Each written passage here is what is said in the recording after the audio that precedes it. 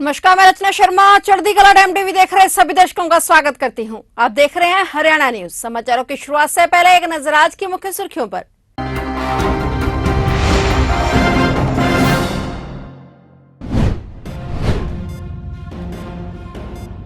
हरियाणा की बेटियां बेटों से कम नहीं। हरियाणा की बेटी ने इंटरनेशनल कराटे प्रतियोगिता में गोल्ड मेडल किया हासिल। हरियाणा के युवक का कमाल, ई रिक्शा को मॉडिफाई कर सैनिकों के लिए बनाई साइलेंट पेट्रोलिंग मशीन।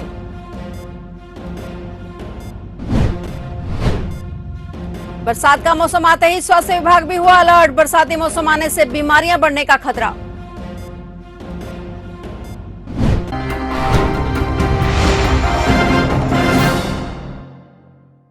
और अब समाचार विस्तार से।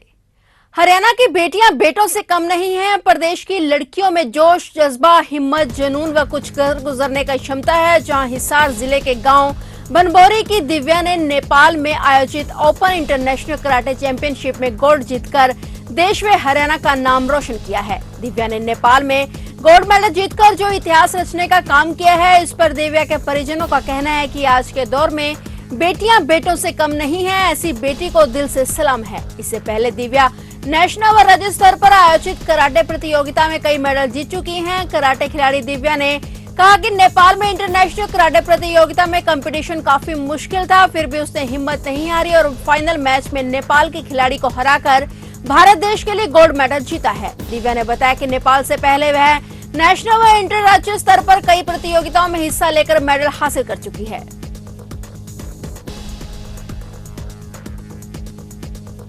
देश की रक्षा के लिए विपरीत परिस्थितियों में बॉर्डर पर तैनात रहने वाले जवानों के लिए रेवाड़ी के युवा संजय शर्मा ने साइलेंट पेट्रोलिंग मशीन बनाई है। इस मशीन को डिजाइन करते वक्त सैनिकों की सुरक्षा, सैनिकों को होने वाली परेशानी और टेक्नोलॉजी को ध्यान में रखा गया है।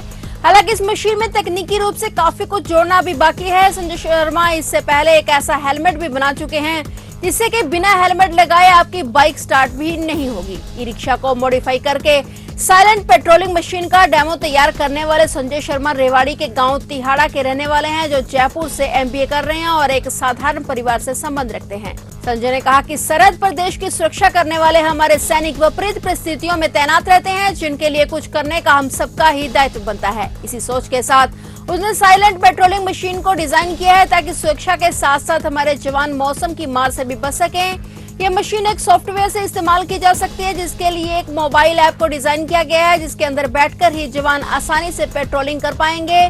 Silent patrolling machine bullet proof होगी।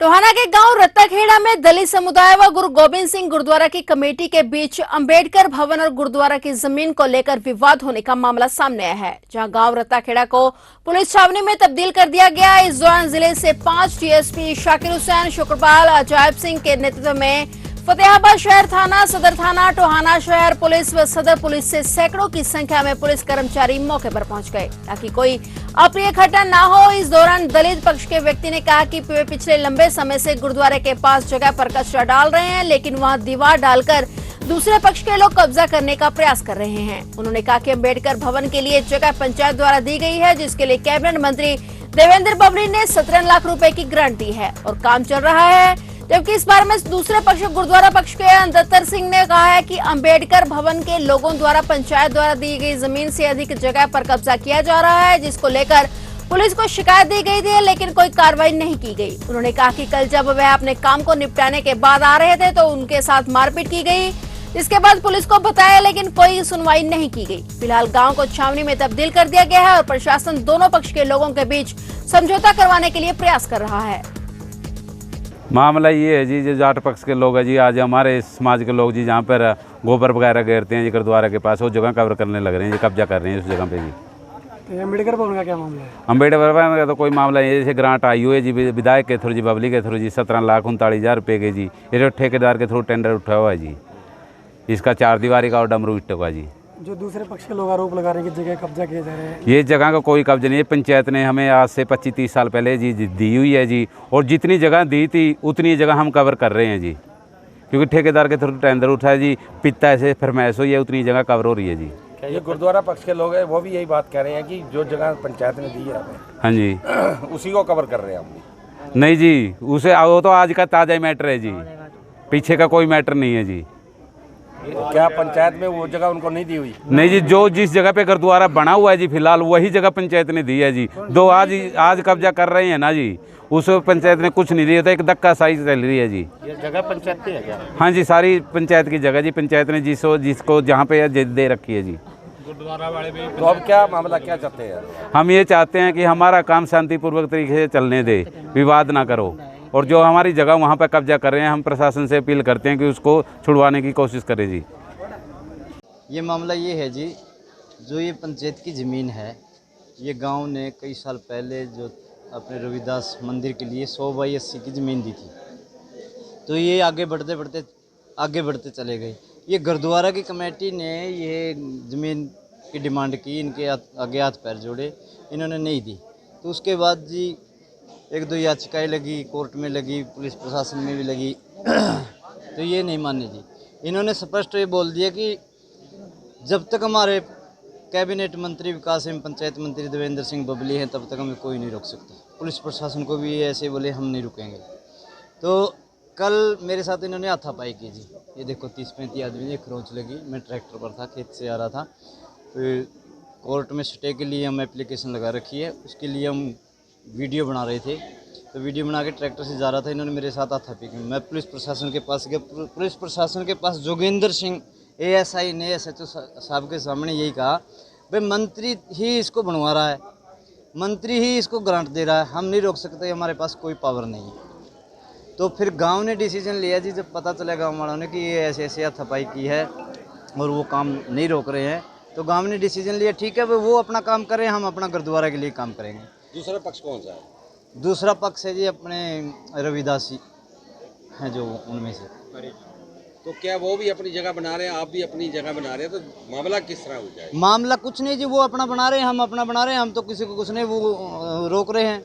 उनके कई आदमी यहाँ आकर गाड़ी गलौज करने लगे, तो रोकने लगे काम, तो हम काम रोक नहीं रहे। पुलिस प्रशासन आ गई, पुलिस प्रशासन ने अभी रोक रखे है। तो दोनों तरफ की कमेटियाँ हैं, देखो क्या डिसीजन होता है, उसके बाद देखो क्या फैसला होगा। भारतीय स्टेट बैंक की ओर से आजादी के 75वें अमृत महोत्सव के अंतर्गत बैंक का 67वां स्थापना दिवस धूमधाम के साथ मनाया गया। बैंक के चंडीगढ़ सर्कल की ओर से सेक्टर 18 स्थित टैगोर थिएटर में बैंक स्थापना दिवस को लेकर आयोजित कार्यक्रम में पंजाब, हरियाणा, हिमाचल, जम्मू कश्मीर राज्यों के अतिरिक्त केंद्र शासित राज्य चंडीगढ़ और लद्दाख के अधिकारियों ने शिरकत की। कार्यक्रम में बैंक के CGM विनोद जायसवाल ने मुख्य अतिथि के तौर पर शिरकत की।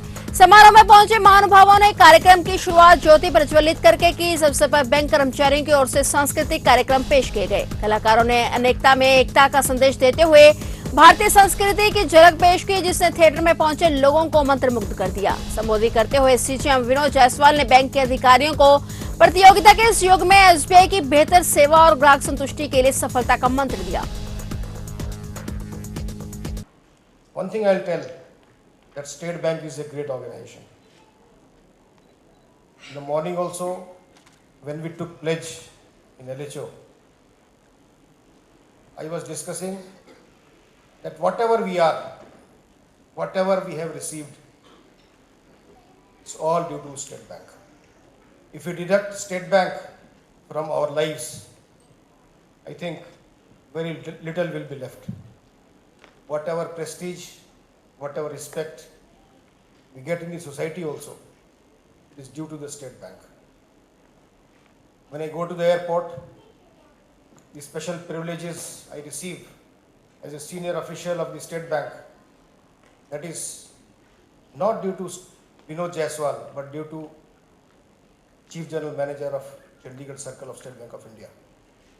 And for others also, we have witnessed during the COVID, or maybe during some tough times in J&K or other places, what special privileges we get, where others are not allowed, but we can move because of this. So I have a great respect for the organization, and the identity which I get, I derive from the organization. And as the head of the family of the Chandigarh Circle, I expect the same from all of you also.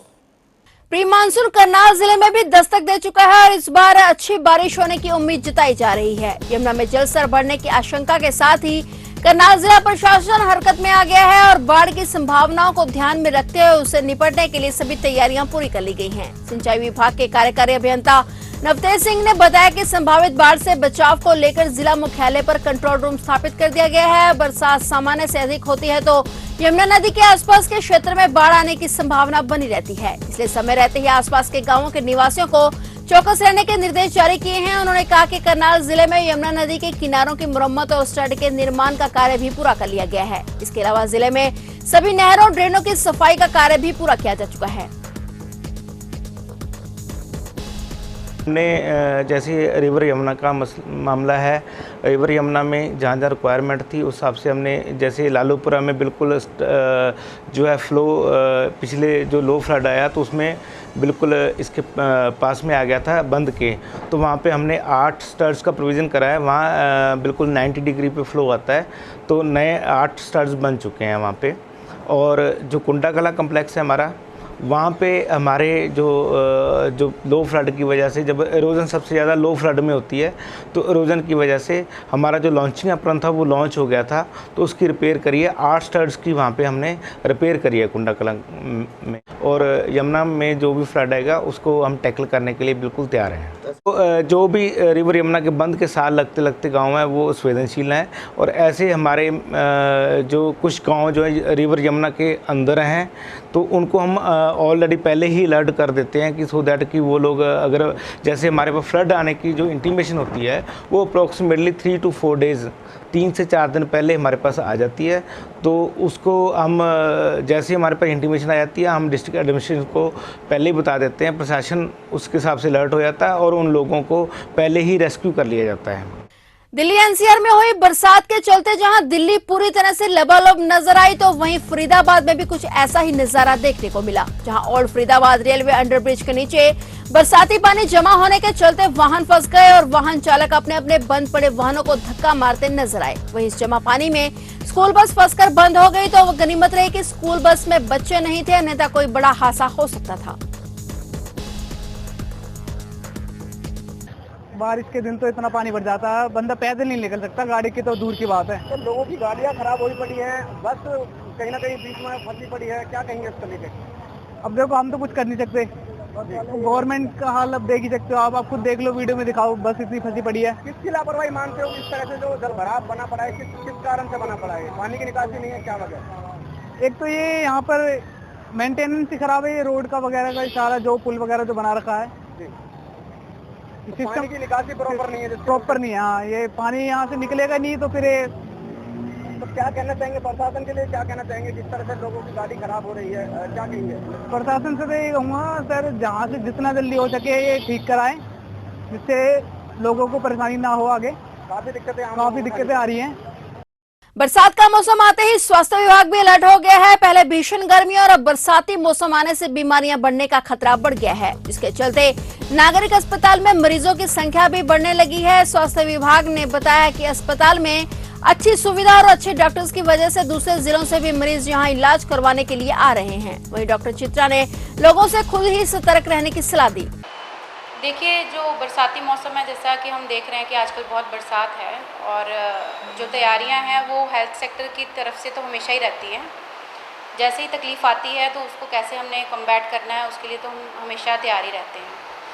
पर अब मैं ये समझती हूँ कि जो हम आसपास अपने माहौल देख रहे हैं कि हम घर से 2 मिनट बारिश होती है, 5 मिनट या 10 मिनट, सारे रास्ते बंद हो जाते हैं, पानी हर जगह इकट्ठा है। तो सबसे पहले तो हम सब लोगों की ये जिम्मेवारी है कि हम पॉलीथीन जो है या कचरा है वो बाहर ना फेंकें। अब नगर निगम की तरफ से ये सुविधा दी गई है कि हर घर से कचरा इकट्ठा होता है, पर लोग फिर भी उसके अलावा भी बाहर फेंकते हैं। तो सबसे पहले तो अपने आप को ही प्रोटेक्ट करने के लिए हमें अपनी जिम्मेवारी खुद लेनी चाहिए। जो कचरा है वो आप कचरे वाला जो उठाने आते हैं उन्हीं के सपोर्ट कीजिए, ताकि उसकी एक प्रॉपर जो है डिस्पोज ऑफ हो सके, ताकि वो हमारे आसपास जो है नालों को क्लॉग ना करे। नाले बंद होंगे तो ड्रेनेज सिस्टम ब्लॉक हो गया तो कहाँ से जाएगा पानी, वो अनेक बीमारियों को न्योता देता है। अच्छा, फिर सीवरेज सिस्टम है अंदर, साथ में वाटर पाइप्स भी हैं, तो वो सारा कुछ कंटेमिनेट हो जाता है, जिससे हमारे पीने का पानी दूषित है। तो बरसाती जो बीमारियां हैं जो पानी से होती हैं, पानी गंदा होने से, वो हमें ज़्यादा खतरा है उन चीज़ों से। तो ये सबसे पहले हमारी रिस्पॉन्सिबिलिटी है कि हम साफ़ सफाई का ध्यान दें, प्रॉपर डिस्पोजल करें ताकि वो ड्रेनेज सिस्टम जो है वो ब्लॉक ना हो। डॉक्टर सुनिधि करोल ने बताया कि डायरिया से बचाव के लिए जिले में सघन दस्त पखवाड़ा का आयोजन मानसून के जुलाई के महीने में किया जाता है। पखवाड़ा के दौरान संबंधित क्षेत्र की आशा कार्यकर्ता अपने पोषक क्षेत्र में घर घर जाकर 5 वर्षीय आयु वर्ग तक के सभी बच्चों के बीच ORS पैकेट का वितरण करती हैं और दस्त ग्रसित बच्चों को समुचित स्वास्थ्य सुविधा उपलब्ध कराने के लिए जिले के सभी स्वास्थ्य संस्थानों को पर्याप्त मात्रा में जिंक टैबलेट और ORS घोल उपलब्ध कराया जाता है ताकि आवश्यकता अनुसार पीड़ित बच्चों को बेहतर स्वास्थ्य सुविधा उपलब्ध करवाई जा सके।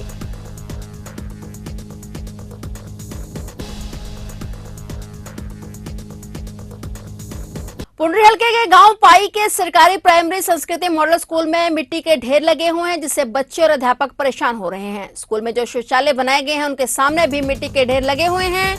गांव पाई में तालाब की खुदाई चली हुई है। तालाब की मिट्टी स्कूल के अंदर डाली गई है। पहले बारिश होते स्कूल में पानी भर जाता था जिससे बच्चों को काफी परेशानी होती थी, लेकिन अब मिट्टी डाली गई है तो उसे समतल नहीं किया गया है और अब बारिश भी हो रही है जिससे मिट्टी पर बच्चों के फिसलने का डर बना हुआ है। पिछले कई सालों से यहाँ पर एक स्कूल के कैंपस के साइड से एक नाला गया हुआ है। बरसात के मौसम में बरसाती पानी जब यहाँ से निकलता था ओवरफ्लो होकर वो हमारे ग्राउंड में आ जाता था, इसलिए बड़ी भारी समस्या होती थी। यहाँ पर बदबू भी होती थी, मच्छर भी हो जाते थे और आने जाने में भी दिक्कत होती थी। तो हमने यहाँ पर पंचायत को और जो ग्राम सचिव हैं उनको लिखा था, वैसे वर्बली कहा था कि भाई हमारे यहाँ पर समस्या है। उन्होंने कहा हम इसका समाधान करेंगे, तो उन्होंने मिट्टी डलवा दी है। मिट्टी अभी मेरे ख्याल खुदाई चली हुई है, डलवा रहे हैं जहाँ भी ज़रूरत है। तो फिर जब स्कूल खुले हमने आके देखा मिट्टी तो डल गई है लेकिन ये समतल नहीं हो पाई है। फिर हमने कल उनसे दोबारा प्रिंसिपल साहब से संपर्क किया, यूँ करके समस्या है, इसको समतल भी करवाया जाए। उन्होंने फिर तुरंत फ़ोन किया, पता नहीं किसके पास किया, तो उन्होंने आश्वासन दिया कि 1 हफ्ते के अंदर हम इसको समतल करवा देंगे। ये गांव की सहमति से डाली गई थी या फिर टीचरों की सहमति से ये मिट्टी डाली गई? इसका मेरे को पता नहीं, क्योंकि छुट्टियों के दौरान पड़ी है। 31 मई को स्कूल बंद हो गए थे, उसके बाद ही डली है। हमें उसके बाद ये नहीं पता सरपंच ने डलवाई है, सेक्रेटरी ने डलवाई है, प्रिंसिपल ने डलवाई, विभाग, हमें कुछ पता नहीं। ठीक है, क्या नाम है सर? नीरज कुमार। नीरज कुमार। जो प्रिंसिपल मैम आज छुट्टी पे है उसके बाद आप ही संभालते हो कार्यभार? हाँ जी। सीएमसीटी करनाल में नगरपालिका कर्मचारी पिछले कई दिनों से अपनी मांगों को लेकर संघर्ष कर रहे हैं। आज शनिवार को नगरपालिका कर्मचारियों ने शहर में झाड़ू प्रदर्शन कर रोष जताया और सरकार के खिलाफ नारेबाजी की। नगरपालिका कर्मचारी नगर निगम के पुराने कार्यालय में एकत्रित हुए। इसके बाद नगरपालिका कर्मचारी संघ के बैनर तले झाड़ू प्रदर्शन करते हुए वाल्मीकि चौक पर पहुंचे। कर्मचारियों ने झाड़ू प्रदर्शन करते हुए सरकार के खिलाफ रोष प्रकट किया। प्रदर्शनकारी कर्मचारियों ने कहा कि उनके साथ वादा खिलाफी की जा रही है। कर्मचारियों को ना तो समय पर वेतन मिलता है और ना ही उन्हें जोखिम भत्ता दिया जा रहा है। कर्मचारियों ने चेतावनी देते हुए कहा कि यदि उनकी मांगों को जल्द ही पूरा नहीं किया गया तो कर्मचारी काम छोड़ हड़ताल करने पर मजबूर होंगे। इन मांगों को लेकर सड़कों पर उतरे हैं? हमने कमिश्नर साहब को 22 तारीख को अपनी मांगों का पत्र दिया था, लेकिन कमिश्नर साहब ने आज तक उन मांगों पर या उस पत्र पर कोई ध्यान नहीं दिया, जिसके वजह से हमने ये झाड़ू प्रदर्शन या 5-6 दिन से लगातार हम आंदोलन कर रहे हैं। आज तक कोई बुला करके बातचीत नहीं करी। हम चाहते हैं भाई समय रहते प्रशासन बुला करके बातचीत कर ले और इस रोले का निपटारा करें। तो अगर ये नहीं अगर बुलाते हैं कमिश्नर साहब तो फिर हमने काम छोड़ हड़ताल करनी पड़ेगी और इसकी जिम्मेदारी निगम कमिश्नर रखनी होगी। आने वाले समय में क्या कुछ अल्टीमेटम है, कुछ ऐसा जानकारी मंगलवार को? अभी जो हमारी जो कोर कमेटी जो बैठेगी वो उस पर निर्णय लेगी भी क्या करना आगे। लेकिन हम तो कहते हैं भाई कमिश्नर से भाई कमिश्नर अपील करते हैं भाई कमिश्नर साहब बुला करके बातचीत का रास्ता बनाए। और फिलहाल हरियाणा न्यूज में इतना ही और नए समाचारों के साथ फिर से हाजिर होंगे। तब तक के लिए देखते रहिए चढ़ती कला टाइम टीवी और अब मुझे दीजिए इजाजत। धन्यवाद।